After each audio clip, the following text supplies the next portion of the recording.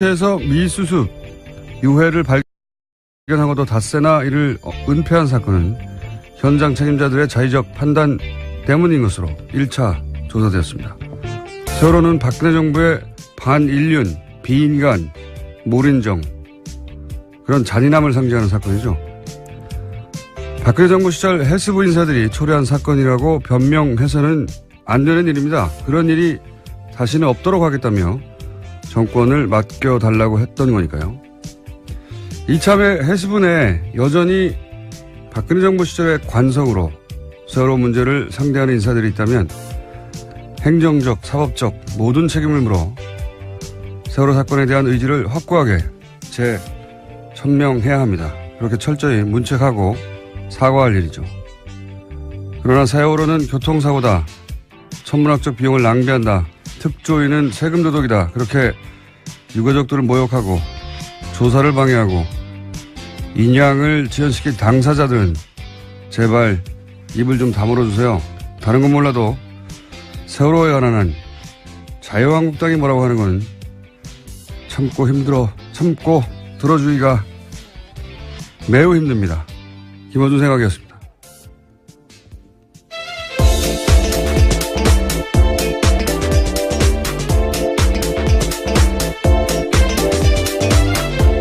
시사인의 김은지입니다. 네. 세월호 관해서 해수부 내에 그런 인사들이 그렇게 했다면 자유한국당은 좋아해야 되는 거 아닙니까? 과거에 그렇게 지연시키고 막고 했던 양반들이니까. 예. 네, 그런데 어제 총 공격을 했는데요. 베트남에 있는 홍준표 대표 같은 경우에도 관련해서 유골은폐 5일이면 얼마나 중체대한 범죄냐라는 글까지 남겼습니다. 분위기 파악이 잘 안 되는 것 같아요. 본인도 했더니 일반 국민들에게 어떻게 받아들여지는지. 민가족들도 입을 좀 다물라고. 네, 페이스북에다 각각 썼는데요. 유경근 씨 같은 경우에는 자신의 페이스북에다가 자유한국당은 그 더러운 입에 세월호의 세자도 담지 말라라는 이야기까지 썼습니다. 몇 년간, 자신들이 한 일이 뭔지 잘 모르는 건지, 모르는 척 하는 건지, 모르는 척 하는 거겠죠. 예. 이건 공감대를 전혀 형성할 수 없는 발언이라, 말을 하면 할수록 욕을 먹게 돼 있습니다.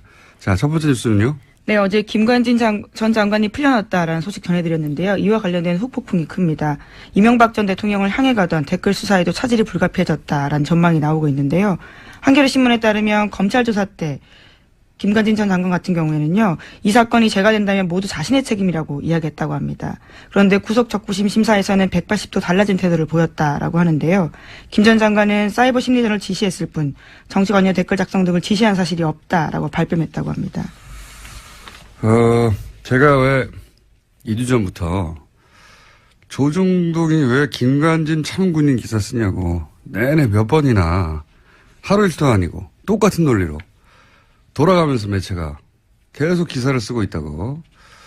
이거 어디서 그렇게 쓰라고 한 거 아니냐고 몇 번이나 얘기했지 않습니까? 네. 그런 이유가 있어요. 구속 적부심 청구를 했고, 그것도 굉장히 이례적인 일인데. 그런데 그 이후부터 계속 그런 기사를 쓰거든요. 그래서, 누군가, 근데 이상했던 건 그런 기사 쓴다고 석방되는 게 아니에요. 예, 석방되기 불가능하다. 법조인들도 다 그렇게 전망했고.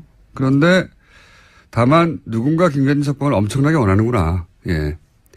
그래서 조중동 어디 모여서 같이 의논하냐고 계속 제가 얘기를 한 건데, 저는 반성합니다. 왜 반성하냐면, 그래도 설마 구속 적부심을 통해 석방이 되겠는가. 예. 그래서 이거는 여론 작업을 통해서 김관진 석방되더라도 여론 저항감을 좀 줄이고 또 구속 적부심 인용 결정하는 판사 부담도 줄이고 그러려고 하는 거다. 이런 말은 제가 못했어요. 왜냐하면 설마 이렇게 해가지고 정말 석방하려는 정치 작업일까 여론 작업일까. 역시 저쪽 분들을 상대할 때는 설마라고 생각하면 안 된다. 반성한다. 예, 어제 법원 판단 내용에 대해서 좀 나왔는데 한겨레 신문을 보면 법원에서는 증거인멸 조사를 앞두고 증거인멸 가능성에 대해서도 이렇게 이야기했는데요. 조사를 앞두고 다른 조사 대상자에게 연락해서 궁금한 사항을 물어보는 것은 본능의 영역이다라면서요. 김관진 전 장관 쪽에 손을 들어줬다라고 합니다.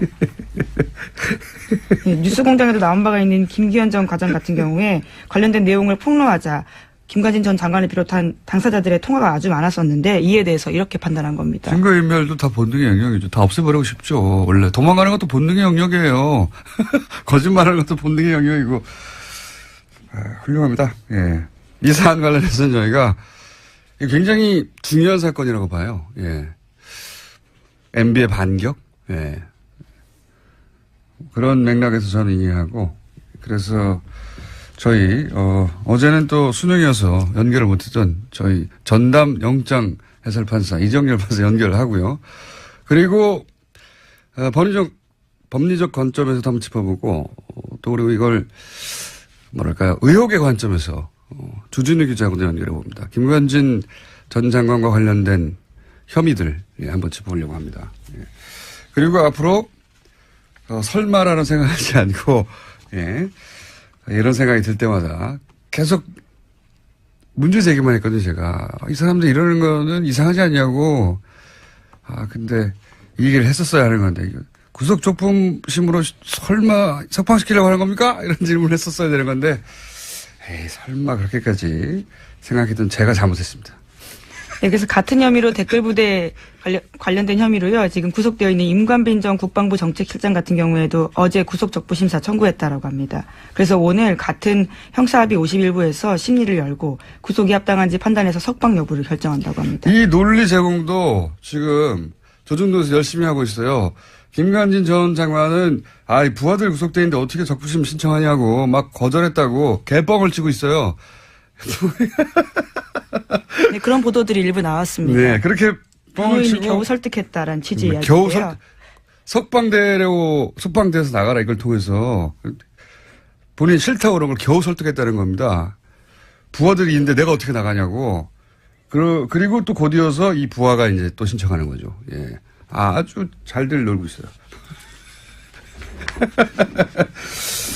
제가 그 똑같은 주제로 대여섯 번을 계속 거론했던 이유가 이거였는데, 설마 이럴 줄은 몰랐습니다. 네, 또 이명박 전 대통령 쪽 입장도 나왔는데요. 채널A를 네. 통해서 보면 사필 기정이란 반응이라는 건데요. 한 측근은 이렇게 말합니다. 예상한 대로 석방됐다면서 검찰이 정신을 차려야 한다라고 이야기했다고 합니다. 이게 MB 측에서 즉각 나온 반응이에요. 사필 기정. 누가 사필 기정이라는 건지. 이건 굉장히 중요한 사건이라고 봅니다, 저는. 이렇게도 빠져나갈 수가 있구나. 다시 구속영장 치기가 어렵거든요. 그 사안은 이정열 전 판사님이 얘기하겠지만. 그럼 왜 김관진을 이렇게까지 석방시키려고 노력하는가, 조중동은. 사실은 기사 쓴다고 석방 안 돼요. 생각해 보십시오. 구속되기 전에 그런 기사가 쏟아졌으면 모르겠는데, 구속된 후에 쏟아졌거든요. 이거 기사 써가지고 석방 안 되는데 이 양반들 왜 찬군이 돌아가면서 기자들이 써고 있나 했더니,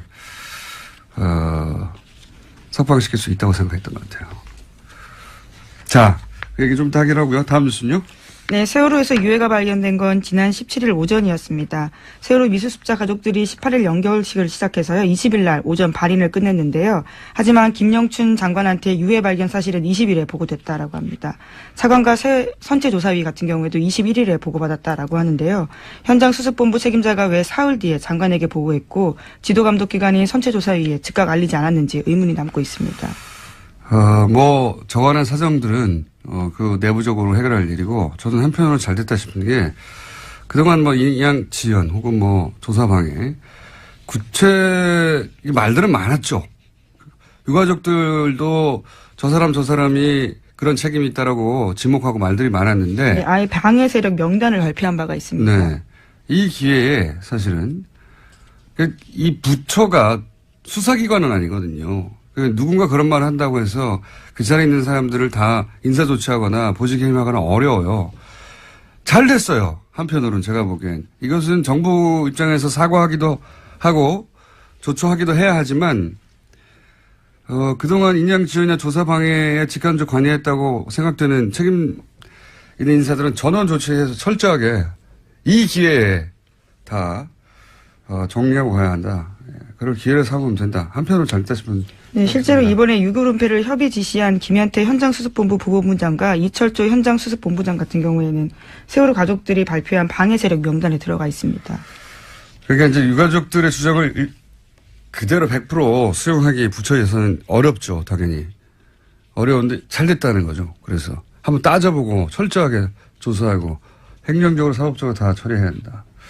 잘 됐다고 봅니다, 저는. 자, 벌써 시간이 곧이어 이정열, 주진우 두 양반이 지금 눈을 시퍼렇게 뜨고 지금. 네, 이제 두 가지 이슈를 했는데요. 네, 빨리 제목만 한번 빨리 정리해볼까요? 예. 예, 어제 SBS가 관련해서 세월호 또 보도를 했는데요. 특검이 박근혜 전 대통령의 리프팅 같은 성형 시술을 최소 5차례 받았다라고 특정했고 청와대 안에 별도 시술 공간이 있었다는 점도 확인했다고 합니다. 뭐 많이 했더라고요. SBS가 이거 제대로 잡아서 계속 하고 들어가고 있는데 뭐 성형시술도 5번, 뭐 리프팅도 5번, 주사 네, 필러 시술도, 리프팅 시술, 네, 다양한 5번. 시술이 나오고 있습니다. 이게 다 대부분 세월호 전후 직후부터 일어난 일들입니다. 엄청 수술도 많이 했네요. 정말. 하여튼 그렇게 검찰은 파악을 했다. 예, 한두 번 했다는 게 아닙니다. 많이 하셨다. 네, 그런 뉴스가 구체적으로 나오고 네, 있고요. 아예 전속 공간도 따로 청와대 관전에 있다라는 거고요. 네. 그 정도로 많이 했다라고 볼 수 있는 정황이 생긴 거죠. 그리고 김관진 전 장관 얘기하니까 또 나온 이야기가 이거 굉장히 주목할 뉴스입니다. 국군 장교 정신교육을 하는데 그 돈을 정경련에 썼다는 거죠. 예. 네, 그렇습니다. 2012년에는 1억 2천 정도, 2013년에는 1억 6천만 원 정도 들었고 비용의 80% 정도를 정경련이 부담했다고. 이거 굉장히 중요한 뉴스입니다. 생각해 보시면 군 교육을 하는데 왜 재벌들이 돈을 냅니까? 상상할 수 없는 일이에요. 액수의 문제가 아니라 뭐 합쳐서 한 3억 가까이 군이 교육을 하는데 재벌이 돈을 냈다는 겁니다. 이게 말이 됩니까? 심지어 이 교육에서는 굉장히 야당 이꼴 종북이라는 정신교육을 했다라고 하는 건데요.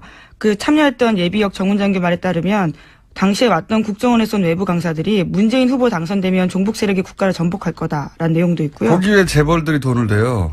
여기서 낙곰순 나쁜 놈들이라고 교육도 했습니다. 예, 기존 가치의 질서를 붕괴시키고 있다라고 쓰여 있다고 합니다. 한겨레 신문이 보도했습니다. 네. 전 붕괴 세력이었고요. 여하간 내용을 떠나서 장교들을 교육하는데 그럴 필요성이 있다. 거기서 종북 교육을 했다 어쩌고 다 떠나서 필요성이 있다. 그럼 군에서 비용을 대야죠. 이거 왜 재벌이 되냐고요. 상상하기 힘든 사건인데 저는 이거 파봐야 된다고 봅니다. 이거 큰 덩어리가 나올 수 있다. 자, 이제 시간이 다 됐고요. 정말 자국만 읊어주시면. 예, 오늘 아침 경향신문이 보도한 내용인데 한상률 전 국세청장이 김대중 전 대통령의 비자금도 캐려고 했다라고 합니다. 왜 안 그랬겠어요? 왜? 예. 그리고요. 네, 그리고 검찰이 경찰의 국정원 대선 댓글 은폐를 재수사하기 시작했습니다. 어제 관련해서 압수수색이 있었습니다. 이게 이제 김관진, 김용판 쌍둥이 사건이라고. 네, 원세훈 전 원장까지 해서요. 예. 예. 아니 이 김용판 전 청장과 지금 김관진 전 장관은 검찰 수사의 관점에서 쌍둥이 사건이에요. 왜 쌍둥이 사건인지는 주진우 기자하고 잠시 후에. 그게 왜 쌍둥이냐? 굉장히 재밌습니다. 쌍둥이 사건이고. 자, 또 있습니까? 네, 어제 국민의당 안철수 대표와 바른정당 유승민 대표가 한자리에 모여서 통합 논의에 시동을 걸었는데요. 국민의당이 자체 조사에서 두 정당이 통합하면 19%로 더불어민주당에 이어서 지지율 2위에 오른다 여론조사 결과 발표했습니다. 실제로 그럴 수도 있고, 자체 조사는 원하는 결과를 만들어서 발표할 때도 있긴 하죠. 근데 진짜 재밌는 건 이 조사에서 그렇다면 야권을 대표하는 인물은 누굽니까? 하고 물었더니 유승민 대표가 1위가 나왔고, 그 다음에 홍준표 대표고, 이 조사를 한 안철수 대표는 3위를 내는 거. 재밌는 결과였습니다. 자, 오늘 여기까지 하고요. 뒤가 길어지기 때문에 인사 여기서 해야 되겠습니다. 예, 감사합니다. 시사인의 예, 시사인 김은지였습니다. 감사합니다. 네. 바로 이어가겠습니다. 김관진 전 장관 측의 청구로 이루어진 구속적부심 심사 인용됐죠. 예, 그래서 석방이 됐습니다. 어제 아침 연결을 못해서, 저희 메인 영장실질심사 전문 해설 이정일 재판사 연결해 보겠습니다. 안녕하십니까? 아니, 공장장님 그러지 마세요. 부담스러워요. 네. 어차피 뭐 한 번밖에 없기 때문에 메인이라고 해봐야 예. 자 일단 이 영장 판사도 해보신 분이고 판사 생활 부장판사 하셨던 분으로서 자 이렇게 법원이 특별히 변화된 게 없는데 네. 예를 들어서 질병이 났다든가 아니면 뭐 합의를 했다든가 또는 뭐 네.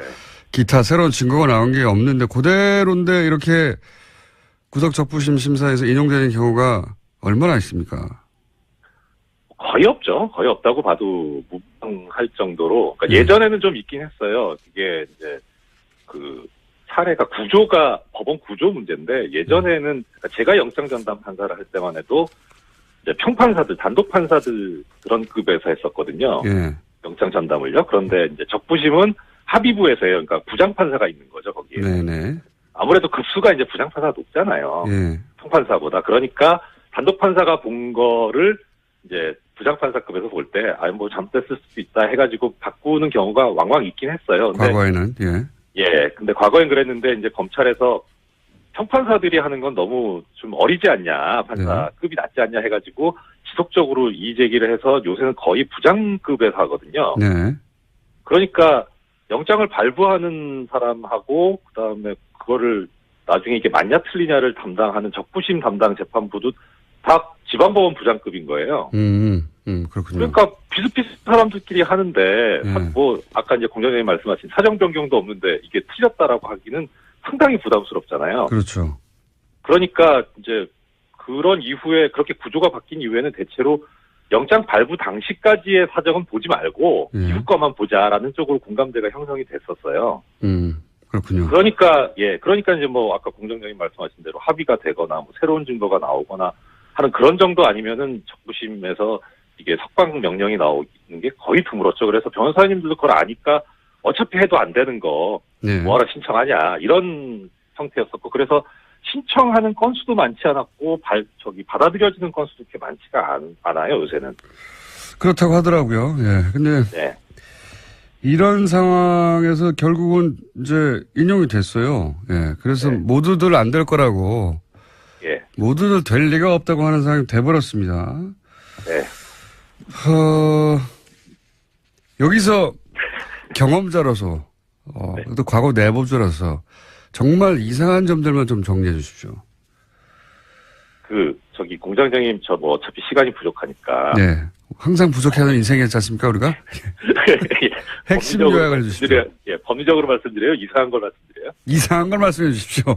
알겠습니다. 네, 이상한 걸 중심으로.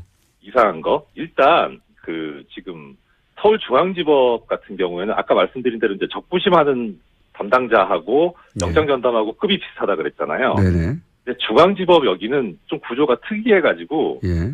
형사수석부에서 이제 적부심을 담당을 하는데 이 형사수석 부장이 지방법원 부장판사가 아니고 고등법원 부장판사예요. 예. 급이 높아요. 여기는 높다. 예, 높아요. 그런데 이 중앙지방법원 형사수석부장 자리가 어느 자리냐면, 그 영장 전담 같은 경우에는 일단 발령만 그 법원으로 내고 실제 그 안에서 어떤 업무를 담당할지는 그 법원장이 정하는 거거든요. 어허. 예, 그런데 다만 이제 우리가 알고 있는 거는 서울중앙지법쯤 되면은 워낙 이제 큰 사건들이 많이 가니까 대법원장 의중에 있는 사람이 간다. 예. 사실상 알고 있는 거지 법적으로는 그래요. 예. 근데 이 형사수석부장 자리는 아예 대법원장이 찍어서 발령을 내는 자리예요. 그럼 양승태 대법관이 이전에 찍어서 발령했던 분이다? 그렇죠. 이건 뭐 법적으로 그렇게 돼 있는 거니까. 예, 예. 근데 지금 이제 서울중앙지법 형사수석부장인 신광열 부장이 올해 2월 달에 예. 형사수석부장이 되거든요. 예. 예, 이 형사수석부장 자리가 정말 얼마나 막중한 자리냐면은 이 자리를 거쳐간 사람들이 대체로 법원 행정처를 거쳤다가 대법관이 돼요. 뭐 예를 들어서 전에 그 법관 블랙리스트 얘기 나왔을 때 주범이라고 지목됐던 임종원 법원행정처 차장도 이 서울중앙지법 형사수석부장을 거쳤거든요. 대단한 요직이다. 예, 그렇죠. 그러니까 사실 초반에 공장장님께서 반성한다고 하셨는데 저도 진짜 반성하고 드릴 말씀이 없는 게 이분을 너무 신경을 안 썼던 것 같아요. 예, 그러니까 영장 전담이 지금 처음에는 좀 약간 이상한데 하다가 정말 이상하다까지 온 이런 지금 상황까지 됐는데 예.